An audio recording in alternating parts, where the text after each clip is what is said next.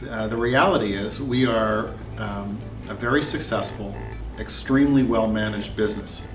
And if you think about it, we're representing one of the most iconic brands on the planet.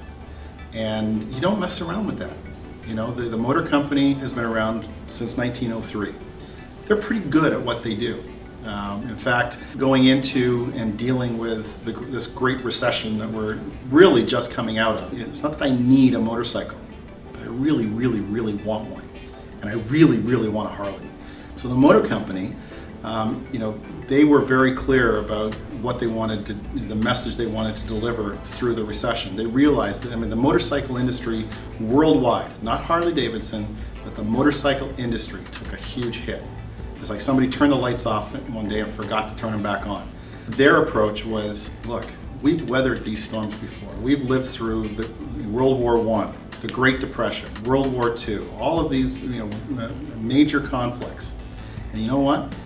We survived. So screw it, let's ride.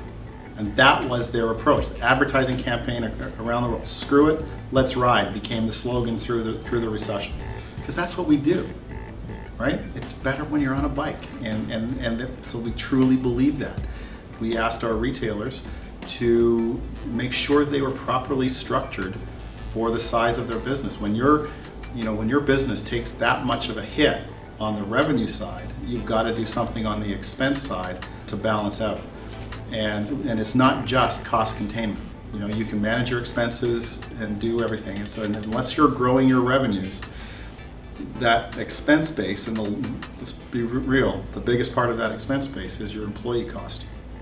So you need to ensure that you are properly sized in structure to support the changed business requirements.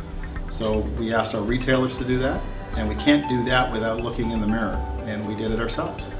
And we went through an exercise. We had to say goodbye to some really good people, and it was probably the most difficult thing as an organization we've ever had to do.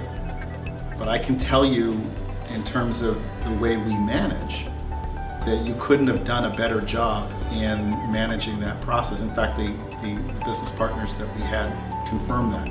I was in a quandary because 10 days earlier I had just received notification that for the very first time we had been named one of Canada's top 100 employers. Here I was sitting on this news of being named a top 100 employer as we just went through a downsizing exercise. And I said, Mike, don't worry. The way you manage that today is why you're a top 100 employer. Because I truly believe it's equally as important how you exit somebody as it is how you bring them on board. Because if they have a bad experience going out the door, they're gonna tell people about it.